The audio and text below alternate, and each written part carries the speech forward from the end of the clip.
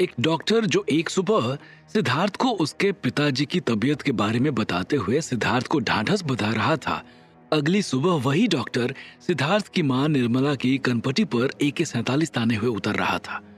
सिद्धार्थ के आंखों के सामने कभी वो दृश्य घूम रहा था और कभी ये दृश्य घूम रहा था। वो क्या करे ये बात वो समझ ही नहीं पा रहा था। सिद्धार्थ सिद्धार्थ सिद्धार्थ, तुम अपने बाप की दवा लेने आए थे, दवा लेकर चले जाना चाहिए था। ये सब किन पचड़ों में पड़ गए तुम? वो डॉक्टर सिद्धार्थ की तरफ देखते हुए बोला। उसके सीने पर डॉक्टर विद्युत सक्सेना नाम लिखा हुआ दिखाई दे रहा था, लेकिन सिद्धार्थ अब तक इतना समझ चुका था कि इसका नाम विद्युत सक्सेना नहीं है। कौन हो तुम? सिद्धार्थ ने सवाल किया और फिर अपनी मां की ओर देखा। निर्मला मारे घबराहट के कांप रही थी। उसके चेहरे पर पसीना फैला हुआ था और प्रियांशी उसे संभालने की कोशिश कर रही थी।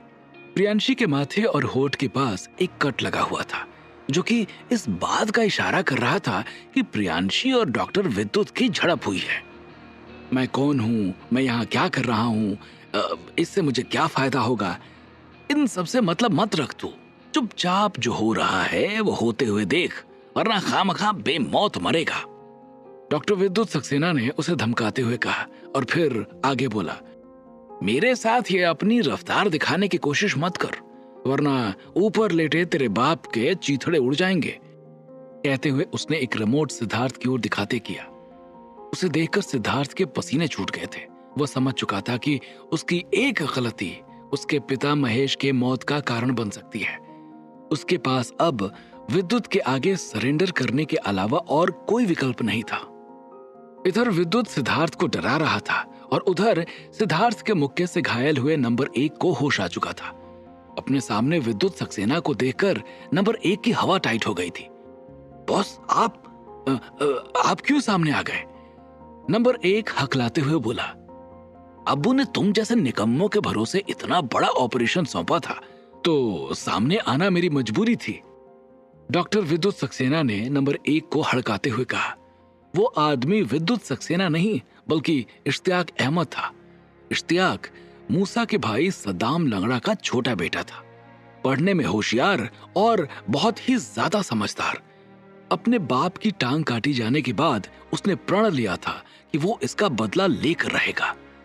वो जानता था कि अगर टेरर के रास्ते पर जाकर उसने जयवर्धन सिंह राठौर तक पहुंचने की कोशिश की तो वो मारा जाएगा। इसलिए उसने पढ़ाई का रास्ता चुना और MBBS करके डॉक्टर की प्रैक्टिस करने लगा था। उसने अपना नाम भी बदल लिया था जिससे किसी को शक ना हो। उसकी किस्मत बहुत अच्छी थी कि जयवर्धन सिंह राठौर की बेटी प्रियांशी सिंह राठौर भी उसी कॉलेज में पढ़ाई कर रही थी और वहीं से उसे प्रियांशी के समाज सेवा वाले स्वभाव का पता चला। जब उसे ये जानकारी मिली कि प्रियांशी ईटानगर में है तो उसने भी अपना ट्रांसफर यहीं करा लिया था। उसके बाद प्लान बनाकर उसने हॉस्पिटल पर हमला करा दिया था।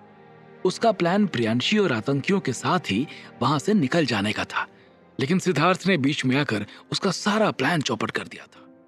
नंबर 1 ने उठकर सिद्धार्थ को बांध दिया था। क्योंकि उन्हें रिया और उसकी फैमिली के बारे में भी पता लग चुका था, इसलिए बंदूक के दम पर रिया, लोबो, जगत प्रसाद माथुर और एक डॉक्टर और 2 नर्स जो उनके साथ छुपे हुए थे, सबको नीचे ले आया गया और सबको वहीं पर बांध दिया गया था। डॉक्टर विद्युत उर्फ इश्तियाक रिया माथुर के बारे में अच्छे से जानता था, इसलिए उसके पास अब रिया को मोहरा बनाकर वहां से निकलने का रास्ता बन चुका था। अब क्या करना है बॉस? नंबर 1 ने सवाल किया। पहले तो अपने साथियों को होश में लेकर आओ जो बेहोश पड़े हुए हैं। उसके बाद रिया माथुर के सेक्रेटरी अमन नायक को फोन करो। इश्तियाक ने नंबर 1 को आदेश दिया। कुछ देर तक कोशिश करने के बाद उसके 3 साथी होश में आ चुके थे। उनके दर्द को कम करने के लिए इश्तियाक उन्हें इंजेक्शन दे चुका था। नंबर 1 ने पहले सबके फोन जमा करा लिए थे। उसके बाद उसने जैमर हटा दिया था। सुबह हो चुकी थी। City SP Rajkaran Verma commandos के साथ बैठकर अंदर घुसने का प्लान बना रहे थे। चूंकि अभी उन्हें अंदर से कोई जानकारी नहीं मिली थी, इसलिए वो कोई प्लान नहीं बना पा रहे थे। तभी वहीं पर बैठे अमन का फोन बजा और अननोन नंबर देखकर अमन ने झटके के साथ फोन उठाया। हेलो अमन नायक जी, कैसे हैं आप? इधर से नंबर 1 की आवाज गूंजी। कौन? अमन नायक ने सवाल किया। वही जिसने सिटी हॉस्पिटल को अपना ससुराल बनाया हुआ है। नंबर 1 के इतना कहते ही अमन पसीने से भीग गया था। आतंकी का उसके पास फोन आना इस बात का साफ साफ इशारा कर रहा था कि उन्होंने रिया माथुर को पकड़ लिया है। वो भागते हुए सिटी एसपी राजकरण वर्मा के पास पहुंचा और उन्हें फोन देते हुए बोला, वर्मा सर, अंदर से फोन है। अमन के इतना कहते ही सिटी एसपी भी हिल गए थे। इतने घंटों के बाद पहली बार अंदर से फोन आया था। वो 3 लोगों के बाहर गिरने के बाद सिचुएशन को अंडर कंट्रोल समझने लगे थे, लेकिन फोन आना इस बात की गवाही दे रहा था कि सिचुएशन पहले से बदतर हो चुकी है। कौन? सिटी एसपी राजकरण वर्मा ने सवाल किया। तुम्हारे ससुर के जमाई बोल रहे हैं हम, कहते हुए नंबर 1 हंस पड़ा था। उसको इतनी बदतमीजी के साथ बात करते सुन सिटी एसपी का पारा हाई हो गया था। तुम जो भी हो चुपचाप सरेंडर कर दो, वरना कुत्तों की मौत मरोगे। हमें तुम्हारे बारे में सब पता चल चुका है। तुम्हारे 3 साथी हमारे कब्जे में हैं। सिटी एसपी राजकरण ने उन्हें डराते हुए कहा, अगर ये जान चुके हो कि हम कौन हैं, तो ये भी जानते होगे कि हम क्यों आए हैं। हमारे पास तुम्हारे प्रियांशी और जगत प्रसाद का परिवार दोनों है, इसलिए अगर ज्यादा होशियारी की तो समझ लेना क्या हो जाएगा। इतना कहते हुए नंबर 1 ने राजकरण वर्मा को धमकी दी और फिर आगे बोला, अब ठीक से सुनो, हमें 2 हेलीकॉप्टर और 20 करोड़ रुपए चाहिए, वो भी 3 घंटे के अंदर। अगर नहीं मिले तो हर 1 घंटे में 1 डेड बॉडी हम बाहर भेजेंगे। इतना कहकर नंबर 1 ने फोन काट दिया था। सिद्धार्थ वहीं पर बंधा हुआ उन्हें बातें करते देख रहा था। उनकी बात सुनकर और वहां बंधे लोगों की हालत देखकर उसका खून उबल रहा था, लेकिन चूंकि उनके हाथ में महेश के शरीर पर बंधे बम का रिमोट था, इसलिए वो कुछ कर पाने की स्थिति में नहीं था। उसके हाथों में पहनी हुई अंगूठी से एक रोशनी निकलकर उसके शरीर में समाने लगी थी, जो उसे बार बार लड़ाने को उकसा रही थी। लेकिन सिद्धार्थ वहां की परिस्थिति को भांप कर चुपचाप बैठा हुआ था। राजकुमारी प्रियांशी और जगत प्रसाद माथुर दोनों उनके कब्जे में होने की बात सुनकर बाहर खड़े सभी लोगों के तोते उड़ गए थे। 2 हाई प्रोफाइल हॉस्टेजेस होने के कारण सरकार ने उनकी मांग मान ली थी। सरकार द्वारा मांगे माने जाने का सुनकर आतंकियों ने खुशी मनाना शुरू कर दिया था, लेकिन इश्तियाक चुपचाप बैठा सिर्फ और सिर्फ सिद्धार्थ को देखे जा रहा था। उसे ना जाने क्यों अभी भी सिद्धार्थ से बहुत डर लग रहा था। घूर क्यों रहा है तू? सिद्धार्थ को अपनी ओर ताकते देख इश्तियाक ने हड़काते हुए कहा, मैं सोच रहा हूं कि जब तू मरेगा तो तुझे कंधा देने वाला कौन होगा? सिद्धार्थ ने इश्तियाक की ओर देखते हुए जवाब दिया। उसका इतना ढीठ जवाब सुनकर इश्तियाक का कलेजा कांप गया था। वो समझ चुका था कि सिद्धार्थ कोई कांड करने जा रहा है। इससे पहले वो कोई एक्शन कर पाता, सिद्धार्थ ने वहां खड़े गुल्लू को देखकर आंख मारी और सीधा इश्तियाक के ऊपर टूट पड़ा। उसके एक ही मुक्के से इश्तियाक के मुंह से खून निकल आया था। इश्तियाक को मार खाते देखकर नंबर 1 ने सिद्धार्थ के ऊपर गोली बरसानी शुरू कर दी थी, लेकिन सिद्धार्थ उन गोलियों से बचकर निकलते हुए नंबर 1 को एक ही मुक्के में निढाल कर दिया था। नंबर 1 को इतनी बुरी तरह से मार खाता देखकर बाकी के 3 लोगों ने सिद्धार्थ के सामने सरेंडर कर दिया था, क्योंकि वो सिद्धार्थ के हाथ की मार पहले ही खा चुके थे और वो समझ चुके थे कि अब की बार तो वो उन्हें जान से ही मार देगा। उनके सरेंडर करने के बाद सिद्धार्थ ने लोबो को इशारा किया और लोबो ने एक गन उठाकर उन तीनों के सिर पर तान दी थी। उनको मारने के बाद सिद्धार्थ इश्तियाक के पास पहुंचा और बोला, अगली बार बम में ऐसे तार लगाना जिसको मेरा बच्चा काट ना पाए। कहते हुए उसने मुस्कुराकर गुल्लू की ओर देखा, जो अपनी गोल गोल आंखों से सिद्धार्थ को देखे जा रहा था। कुछ देर पहले जब इश्तियाक ने सिद्धार्थ से ये कहा कि उसने महेश के ऊपर बम लगा दिया है, तो सिद्धार्थ को मजबूरी में आकर सरेंडर करना पड़ा था, क्योंकि वो जानता था कि इस वक्त उसकी एक गलती उसके बाप की जान ले सकती है। तभी वहां खड़ा गुल्लू सिद्धार्थ से बोला, मैं जाकर देखता हूं अंकल को, और मैं जब तक वापस न आऊं चुपचाप इनकी नौटंकी देखते रहना। इतना कहकर गुल्लू महेश के भर्ती कक्ष की ओर चला गया था। चूंकि गुल्लू की आवाज सिर्फ सिद्धार्थ सुन सकता था और गुल्लू का साइज बहुत छोटा था, इसलिए उस पर किसी ने ध्यान नहीं दिया।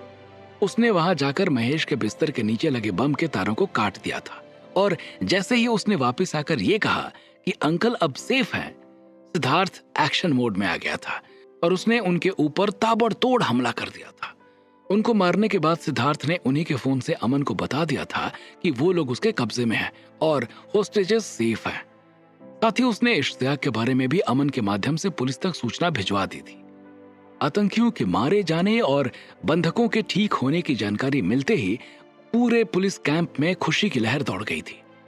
डीजीपी ने यह सूचना तुरंत सीएम हाउस तक भिजवा दी थी। मीडिया ने भी ये जानकारी टीवी पर देनी शुरू कर दी थी कि सिटी हॉस्पिटल को आतंकियों के चंगुल से मुक्त करा लिया गया है और डॉक्टर बनकर काफी दिनों से हॉस्पिटल की रेकी कर रहे एक और आतंकी को भी पकड़ लिया गया है। अपने बेटे के पकड़े जाने की खबर सुनकर जब सद्दाम लंगड़ा ने सैटेलाइट फोन पर कॉल किया तो कॉल सिद्धार्थ ने उठाया। क्या हो रहा है ये? क्या न्यूज आ रही है टीवी पर? सद्दाम ने चीखते हुए सवाल किया। सही सुन रहा है लंगड़े। इतना कहकर सिद्धार्थ ने फोन काट दिया था। इश्तियाक बेहोश था। बाकी के आतंकियों को लोगों ने गन पॉइंट पर रखा हुआ था, लेकिन नंबर 1 अभी भी होश में था और उसने जो हॉस्पिटल को उड़ाने के लिए बम लगाए थे उसका रिमोट उसी के पास था। तुम सब मरोगे, मेरे साथ तुम सब मरोगे, उसने कराते हुए कहा और उसकी आवाज सुनकर खुशी मना रहे सारे लोग चौंक गए थे। उसमें से कुछ लोग बहादुरी दिखाते हुए उसे पकड़ने के लिए दौड़े कि तभी वो रिमोट दिखाते हुए चिल्लाया, मेरे पास कोई आने की सोचना भी मत, वरना ऐसी मौत मरोगे कि घर वाले लाश तक नहीं ढूंढ पाएंगे। उसके हाथ में रिमोट देखकर सबके पैर जाम हो गए थे। हालांकि उसको बम लगाते हुए सभी ने देखा था, लेकिन सिद्धार्थ के एक्शन और छूटने की खुशी में वो लोग हर बात भूल गए थे। इश्तियाक को मारने के बाद सिद्धार्थ ने सोचा था उसने हॉस्पिटल को मुक्त करा लिया है, लेकिन असली चुनौती तो अभी बाकी थी। सिद्धार्थ के सामने नंबर 1 रिमोट लिए हंस रहा था। उसने बटन के ऊपर ही अपना अंगूठा रखा हुआ था और उसका ध्यान सिर्फ और सिर्फ सिद्धार्थ के ऊपर था कि अगर वो कोई हरकत करे तो वो तुरंत बटन दबा दे। सिद्धार्थ समझ नहीं पा रहा था कि वो करे क्या। तभी न जाने कहां से एक गोली हॉस्पिटल के शीशे को तोड़ते हुए घुसी और सीधा नंबर 1 की खोपड़ी में समा गई थी। हॉस्पिटल पूरी तरह आतंकियों से मुक्त हो चुका था। पुलिस आकर वहां लगे बमों को डिफ्यूज कर रही थी। वहां भर्ती मरीजों को अलग अलग हॉस्पिटल में शिफ्ट किया जा रहा था, क्योंकि गोलीबारी होने से सिटी हॉस्पिटल डैमेज हो चुका था। सिद्धार्थ अभी भी खड़ा सोच रहा था कि आखिर में नंबर 1 को गोली किसने मारी है। इधर सिद्धार्थ ये सोच रहा था, उधर उससे दूर एक बिल्डिंग की सीढ़ियों से पेमा स्नाइपर गन लेकर उतर रहा था। आखिर कौन है पेमा और क्यों कर रहा है वो सिद्धार्थ की मदद? क्या है इसके पीछे का राज? क्या होंगे इन सभी सवालों के जवाब? हमें कमेंट करके जरूर बताएं और आगे की कहानी जानने के लिए सुनते रहिए भूमिपुत्र, सिर्फ पॉकेट एफएम पर।